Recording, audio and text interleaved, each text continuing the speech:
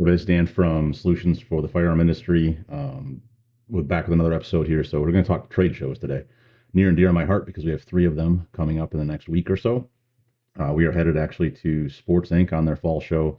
The inaugural goals, Gun Owners Advocacy and Leadership Summit in Knoxville, Tennessee.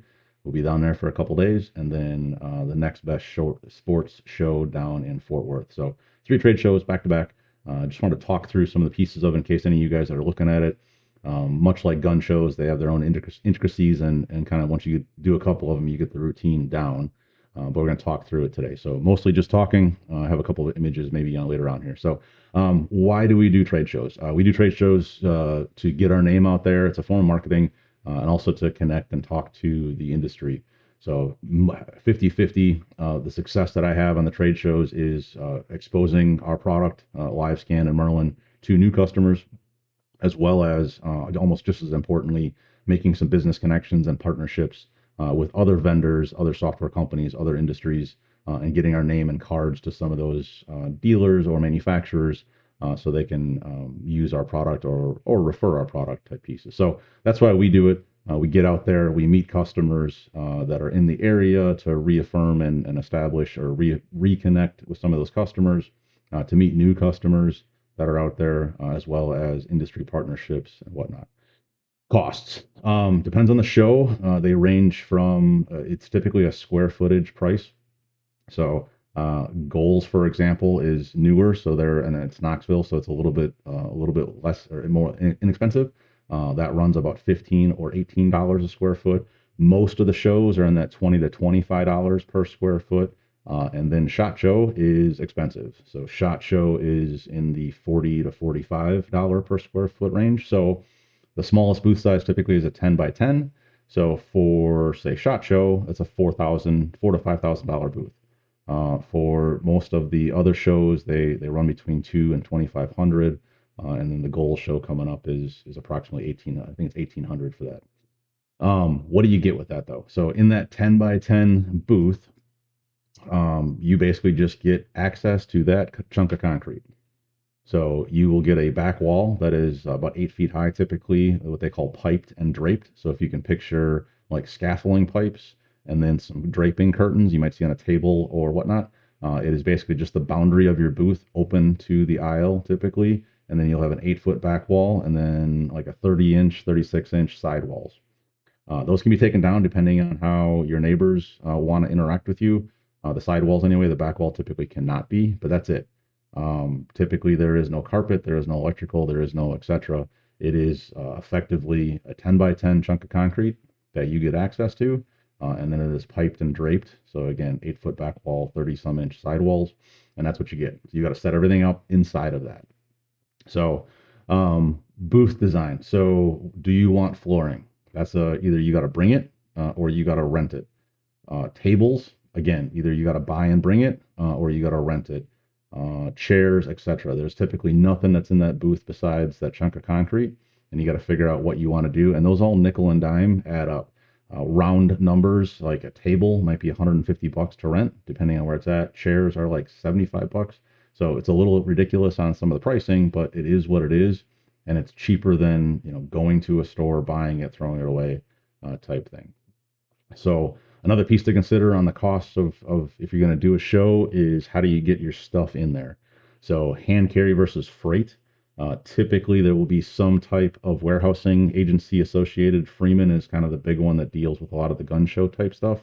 And they have the ability to receive in their warehouse. They will then forklift it into or to your booth at your move-in time. And then they will take away the empty crate and bring it back after move out. And then they will position it to be shipped. They charge round numbers about $1.50 a pound to handle that freight in and out. And that's not the shipping cost. On top of that, then is going to be your LTL or freight costs or UPS, whatever cost you're going to use to move that stuff. And that can add up quickly. But for the warehousing company to basically receive it, move it to your booth, take care of the empty container, bring that container back, and then stage that container or crate for shipment out, about $1.50 a pound. And then on top of that, it's going to be shipping pieces. So, hinted at it on the electrical and services piece.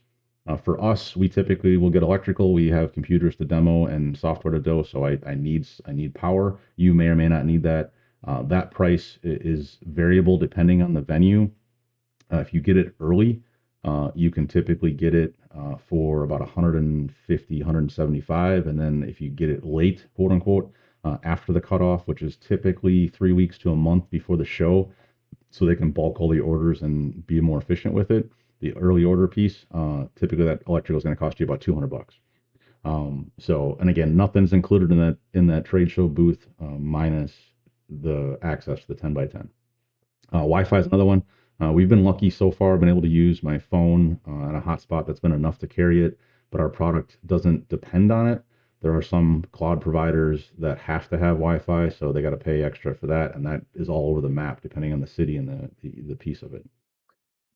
Badges. Most booths will come with a certain number of employee or worker exhibitor badges. So far, it's pretty consistent at about five. So on a 10 by 10 booth, you get five. If you have a 20 by 20, it goes up to 8 or 10. And those are all included in the cost of the booth. So you can get your employees in. And then many of the shows will also have some kind of a guest badge policy as well. Sometimes it is in that five number. Sometimes it is five exhibitor, which allows you access to the floor at all times, and then X number of guest badges.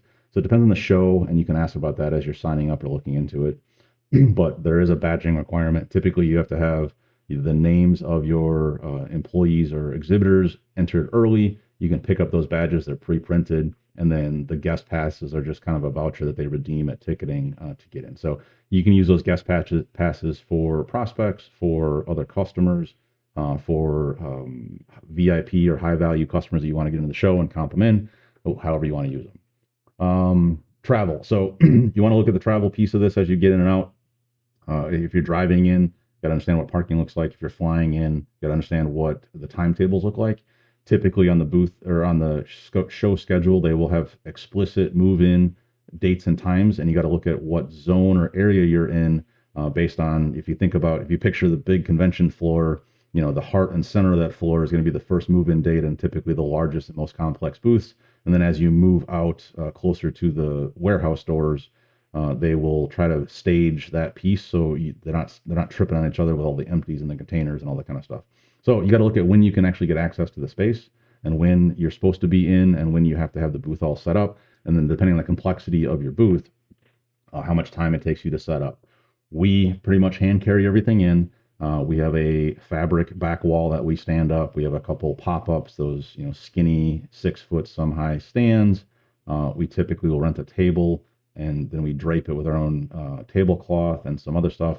So our setup is say 2 to 3 hours by the time we get everything set up, settled, organized how we want it. But there are some other booths that they are very complex and they can take days to get set up and lots of man hours. Hotel is another piece you got to look into as well, and the cost associated with that. Many times the shows will have a block that is associated, kind of 50-50 for us. I typically will book through a loyalty program. I use Hilton for the most part.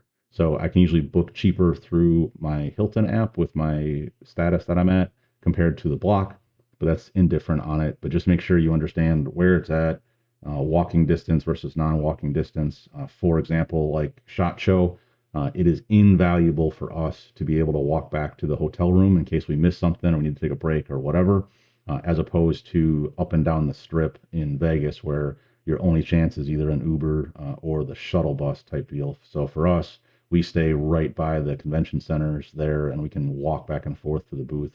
It's invaluable to us. And I try to do that too for the other shows, is try to find something that's in a couple blocks so I don't have to have the extra cost of an Uber, a taxi, etc. on this.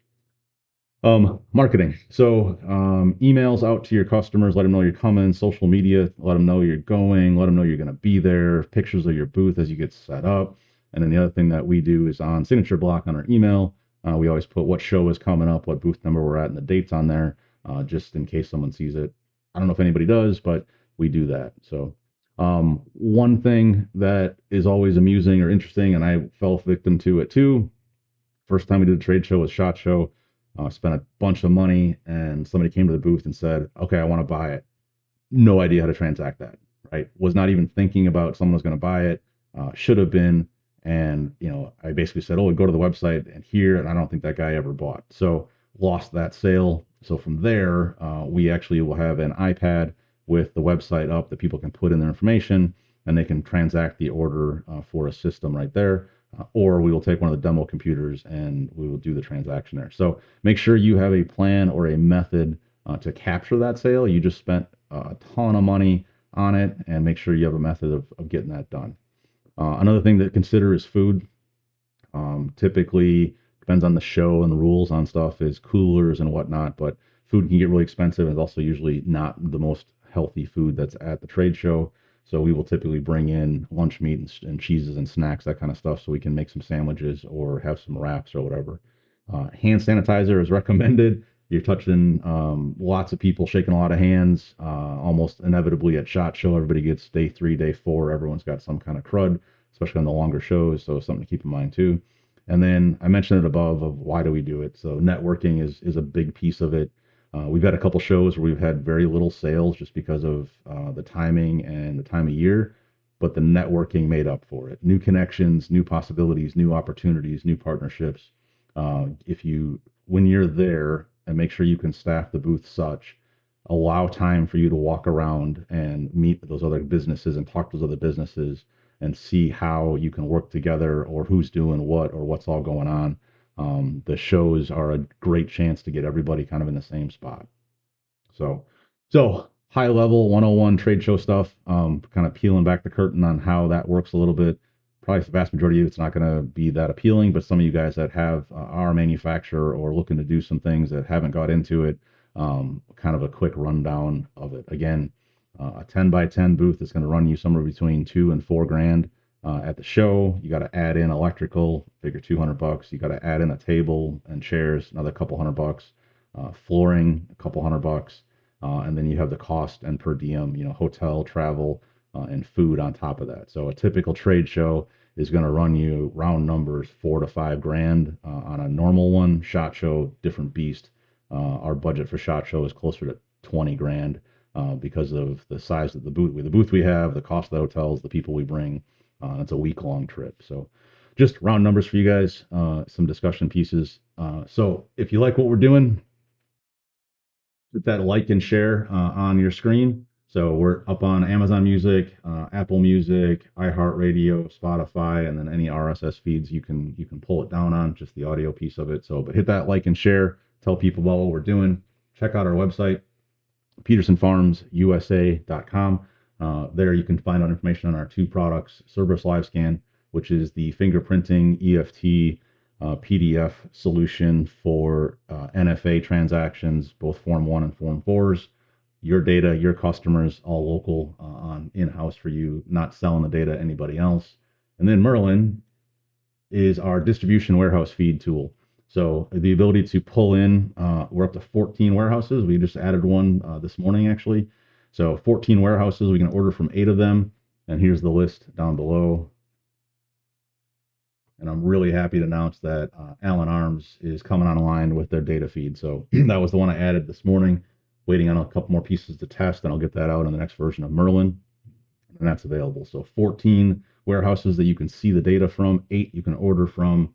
I think it's pretty cool. It's neat. So again, thanks for joining us on this episode. My name's Dan.